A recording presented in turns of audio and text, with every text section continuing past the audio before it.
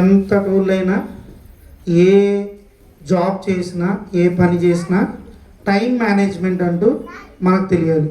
ఓకేనా?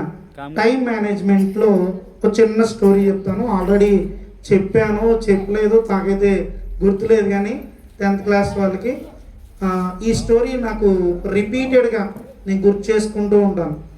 టైం మేనేజ్మెంట్లో 3 చేపల కథ. ఇది కథ తెలిసిన వాళ్ళు కామ్గా ఉండండి, తెలియని వాళ్ళు వినండి. ఓకేనమ్మా? లిజన్. 3 చేపల పేర్లు ఏంటంటే, ఫస్ట్ చేప పేరు దీర్ఘదర్శి, రెండో చేప పేరు ప్రాప్తకాలజ్ఞుడు, రెండో చేప పేరు ఏంటమ్మా? ప్రాప్తకాలజ్ఞుడు. మూడో చేప పేరు సూత్రుడు. దీర్ఘదర్శి చెప్పండి. ఫస్ట్ చేప పేరు దీర్ఘదర్శి, సెకండ్ చేప పేరు ప్రాప్త కాలజ్ఞుడు. చెప్పడం కొంచెం కష్టమే.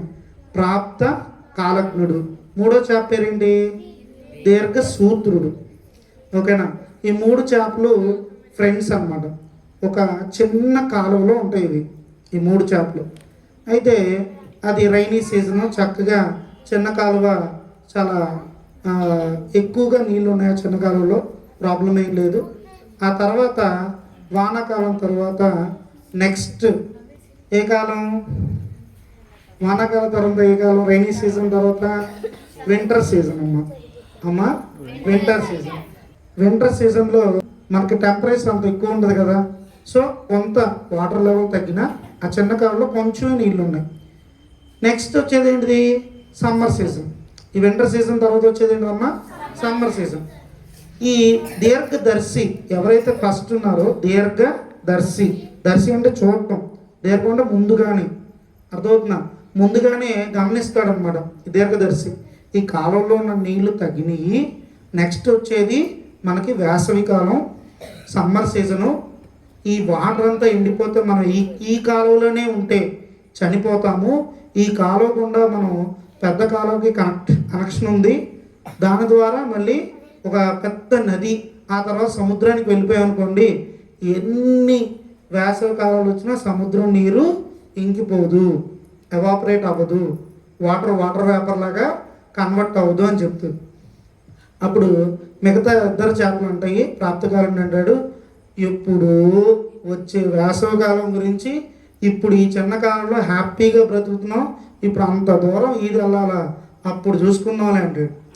ఇక దీర్ఘ సూత్రుడి దగ్గరికి వెళ్ళి చెప్తాడు దీర్ఘదర్శి, అది వచ్చేది వేసవి కాలం, ఈ నీరంతా ఎండిపోయింది, టెంపరేచర్ చాలా హైగా ఉంటాయి, పద వెళ్దాం అని అంటాడు. ఒరే, ఇది చిన్న కాలం కాదురా, చిన్న సముద్రం ఇది, ఎన్ని వేసవి కాలాలు వచ్చినా ఇది ఇంకిపోదురా, వెళ్తే నువ్వే వెళ్ళు అని. సరే, 2 ఫ్రెండ్స్కి చెప్పింది, విన్నారా వాళ్ళు? వినలా.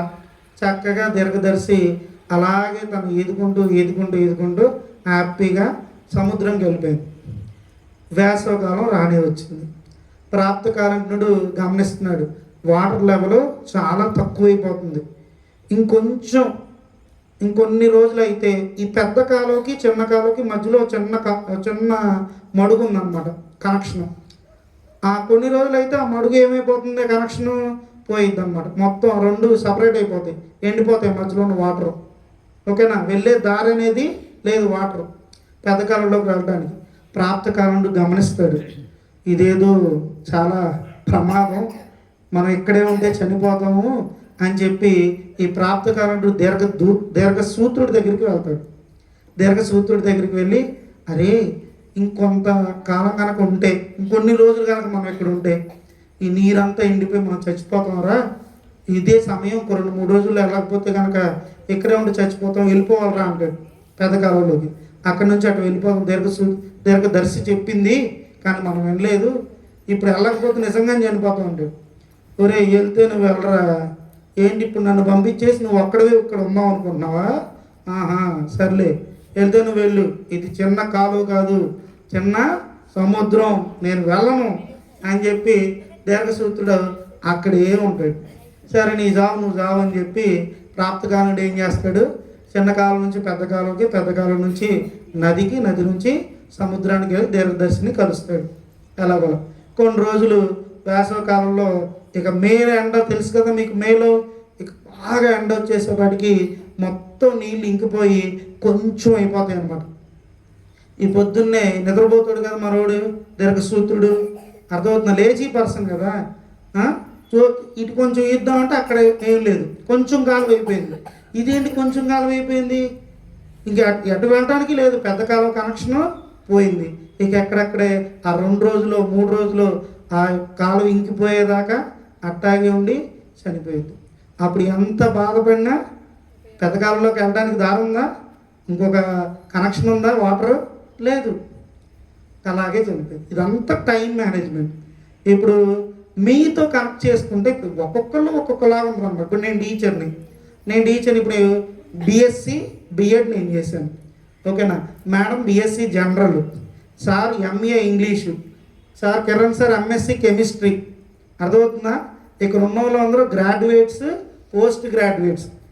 నేను ఎంఎస్సి ఫిజిక్స్ చదువుతున్నా, అర్థమవుతుందా. ఎవరి చదువులు వాళ్ళు చదువుకుంటూనే మా ప్రొఫెషన్స్లో మేము మనీ ఎలా గెయిన్ చేయాలి, నెక్స్ట్ ఇయర్ ఇంకెలా గెయిన్ చేయాలని మాకు ఉండలేదనుకోండి, మాకు ఎప్పుడు ఏ ఫీల్డ్లో ఉన్నా కాంపిటీషన్ ఉంటుందండి. ఆటో వాళ్ళ కాంపిటీషన్ తక్కువ, అర్థమవుతుందా. ఏ ఫీల్డ్ అయినా సరే, మీరు ఏ ఫీల్డ్ తీసుకున్నా కాంపిటీషను ఉంటూనే ఉంటుంది. ఇప్పుడు మేము డల్ అయిపోయాం అనుకోండి, చెప్పట్లేదు అనుకోండి, మాకు సబ్జెక్టు ఏమైపోతుంది, మళ్ళీ చెప్పడానికి రాదు. అర్థమవుతుందా నేను చెప్పేది. టైం మేనేజ్ చేయాలి. ఇప్పుడు ఈ 3 చేపల కథలు స్టూడెంట్స్లోకి వెళ్తే దీర్ఘదర్శి, ఎప్పుడో ఎగ్జామ్స్ వస్తాయి, అర్థమవుతుందా. అప్పుడు ఒకేసారి నేను చదవలేను, ఇప్పుడు నుంచే కొంతగా ఒక్కొక్క లెసను సార్ చెప్తున్నారు, చదువుకొని చక్కగా ఇప్పుడే మొత్తం సిలబస్ని కంప్లీట్ చేసుకుంటే లాస్ట్ ఎగ్జామ్స్లో ఏమవుతాయి, చక్కగా తేలిగ్గా చదువుకోవచ్చు. అవునా, అలా చదువుకుంటే వెరీ గుడ్. లేదు, అది దీర్ఘదర్శి క్వాలిటీ. మరి ప్రాప్త కాలజ్ఞుడు ఉన్నాడు మధ్యలో వాడు, ఆడేంటి, ఎగ్జామ్స్ వచ్చినప్పుడు చదువుదాంలే, ఎప్పుడు ఇంకా టైం టేబులే రిలీజ్ అవ్వలేదు, ఇప్పుడు నుంచి ఏం చదువుతాం, అర్థమవుతుందమ్మా. టైం టేబుల్ రిలీజ్ అయిన తర్వాత చదివేవాళ్ళు అనమాట. ఆ ఎగ్జామ్ టైంలో చక్కగా చదివేయటం, ఓకేనా, మార్క్స్ తెచ్చేసుకోవడం, ఎగ్జామ్స్ అయిపోయిన తర్వాత మళ్ళీ కొంచెం రిలాక్స్ అవ్వడం. ఇక దీర్ఘసూత్రుడు ఉన్నాడు మూడోవాడు, లేజీ ఫెలో. ఇక లేజీ గర్ల్ ఎవరో, లేజీ బాయ్ ఎవరో, ఎవరికి వాళ్ళకే వదిలేస్తున్నాను నేను, ఎవరిని పిన్ పాయింట్ చేసి చెప్పట్లేదు, అర్థమవుతుందమ్మా నేను చెప్పేది. ఆ దీర్ఘసూత్రుడు టైప్ ఆఫ్ స్టూడెంట్స్ ఎవరైతే ఉన్నారో, ఎగ్జామ్ రేపు వచ్చింది, రేపు చూసుకుందాం, రేపు మార్నింగ్ 3ంటికి లేచి చదువుతా, ఇప్పుడు చక్కగా తిని నిద్రపోతా, అర్థమవుతుందా. వీడు 3ంటికి లేచేది లేదు, అది చదివేది లేదు, ఎగ్జాము ఫెయిల్ అయిపోతాడు. ఇక ఫెయిల్ అయిపోయిన తర్వాత మటుకి అందరు తిడతాంటే అప్పుడు కూర్చొని ఎడతాడు. ఇప్పుడు దీర్ఘసూత్రుడు ఏమైపోయాడు, చెప్పినప్పుడు విన్నాడా. ఇప్పుడు మీ టీచర్స్ చెప్తున్నారు, పేరెంట్స్ చెప్తున్నారు, చదువుకోండి అమ్మ, ఇది చదివే టైం అని. ఈ టైంని మీరు వినియోగించుకోలేదనుకోండి, ఈ టైంని కనుక మీరు వినియోగించుకోకపోతే ఈ టైంని మళ్ళీ తీసుకొని రాలేరు. ఇప్పటికి నేను బాధపడతాను. నేను సిబిఎస్సి 10th క్లాస్ నవోదయాలు ఫ్రీగా చదువుకున్నా, 10th ఇంటర్. ఇప్పటికి నా బాధ ఏంటో చెప్పనా, నాకు సిబిఎస్సి సిలబస్లో 8.8 వచ్చింది నా 10thలో. 8.8 వచ్చింది. 9 ఎందుకు రాలేదని బాధపడతా ఉంటా. ఇప్పుడు బాధపడిన సుఖం ఏమన్నా మరి అంతే. ఆ మార్కు తెచ్చుకుంటే 9 అయితే 90% కదా. 88 కన్నా 90 ఎంత బాగుంటుంది, అవునా కదా. ఇప్పుడు 10th వాళ్ళు ఉన్నారు, మన 10th క్లాస్ వాళ్ళు చాలా బాగా చదువుతారు. ఎప్పుడు కాన్సన్ట్రేషన్ పెడితే. ఈ రోజుతో సమాప్తం అండి. ఏది సమాప్తం, డ్యాన్స్లు, గేమ్స్లు. ఈ గేమ్స్ ప్రైజెస్ అన్నీ రెడీగా ఉన్నాయి, మీరు కంగారు పడద్దు. ఇవ్వగానే స్పాన్సర్షిప్, స్వీట్ హాట్ స్నాక్స్ మీకు స్పాన్సర్ చేశారు ఎవరు, కిరణ్ సార్. అందరికి ఒకసారి క్లాప్స్ కొట్టున్నామా.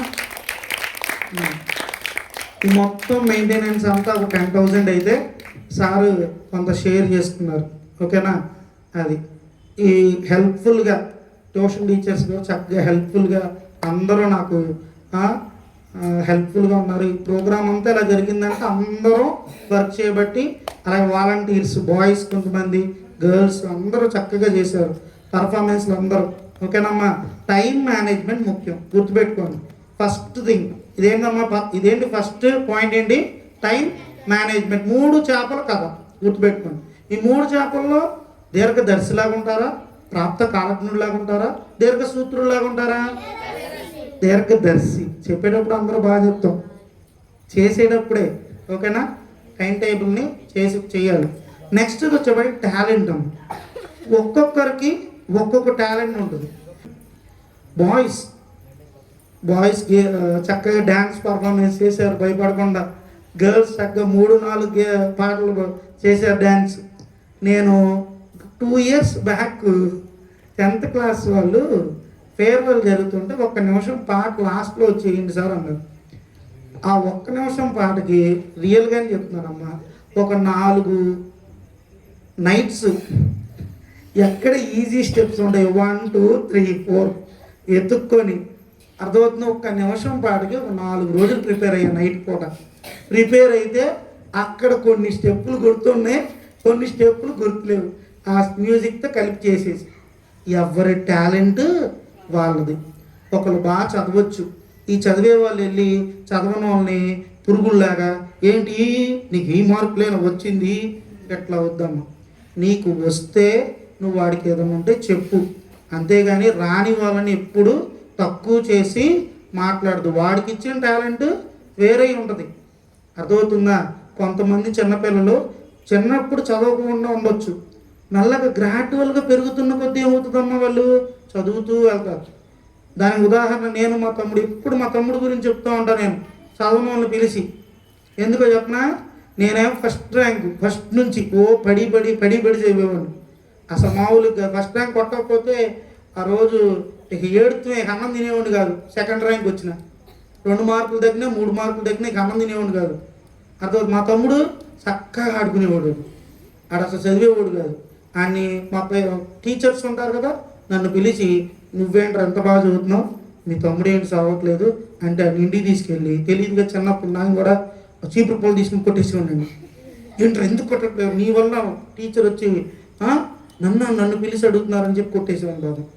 వాడు గ్రాడ్యువల్గా 7th క్లాస్ వరకు నార్మల్గా చదివాడు. 8th 9th 10th పర్ఫార్మెన్స్ పెంచుకున్నాడు. 10thలో 9.2, ఇంటర్లో 92%, డిగ్రీలో వాడు 1 of the టాపర్ వాడి సెక్షన్లో. ఇప్పుడు వాడు బెంగళూరులో, నిజమే చెప్తున్నా, వాడు ₹1,00,000 వాడి శాలరీ, 1,20,000. అర్థమవుతుందమ్మా వాడి శాలరీ. కామన్వెల్త్ అమెరికన్ కంపెనీలో చేస్తున్నాడు. వాడికి కూడా మ్యారేజ్ అయింది, వాళ్ళ వైఫ్ కూడా సాఫ్ట్వేర్. వింటున్నాను నేను చెప్పేది.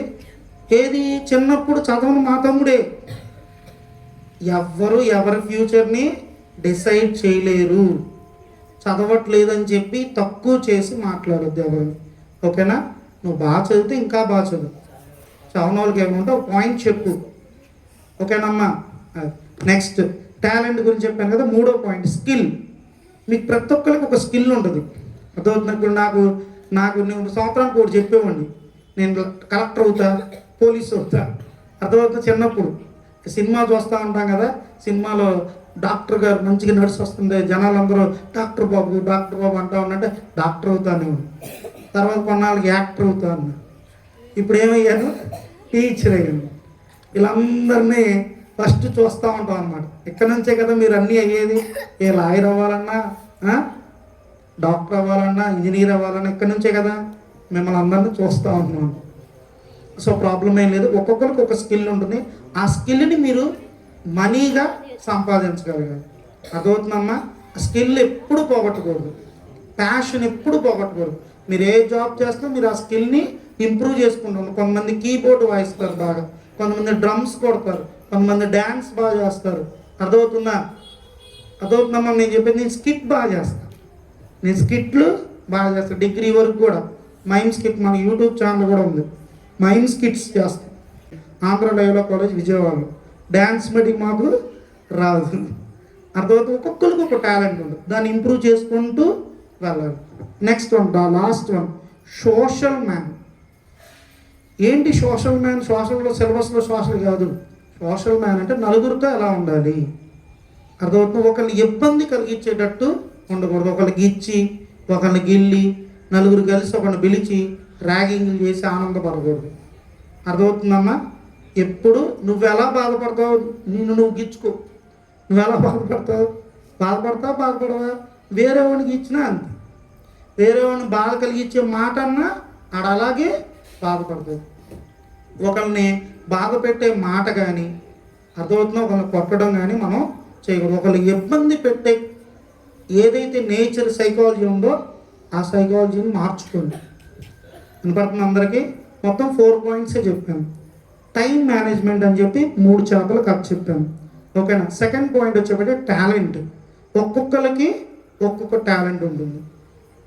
నీ దగ్గర చదువు లేనంత మాత్రాన నీకు టాలెంట్ లేనట్టు కాదు, గుర్తుపెట్టుకోండి. మూడోది skill plus money.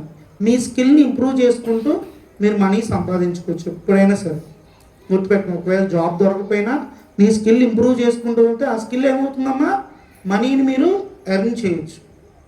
Fourth one social man. నలుగురికి ఇబ్బంది కలగకుండా, ఎవరికి ఇబ్బంది కలగకూడదు. ఒకళ్ళు పెద్ద కాదు, ఒకళ్ళు చిన్న కాదు. అది ఎందులోనైనా, క్యాస్ట్లోనైనా, రిలీజియన్ అయినా అందరూ సమానమే. ఓకేనా? అదే ద రియల్ మ్యాన్. అర్థమవుతుందమ్మా? Okay, thank you for giving this opportunity. మీరందరూ చాలా బాగా డ్యాన్సులు చేశారమ్మా. అందరికీ కలిపి నేను కూడా క్లాప్స్ కొడుతున్నాను. క్లాప్స్.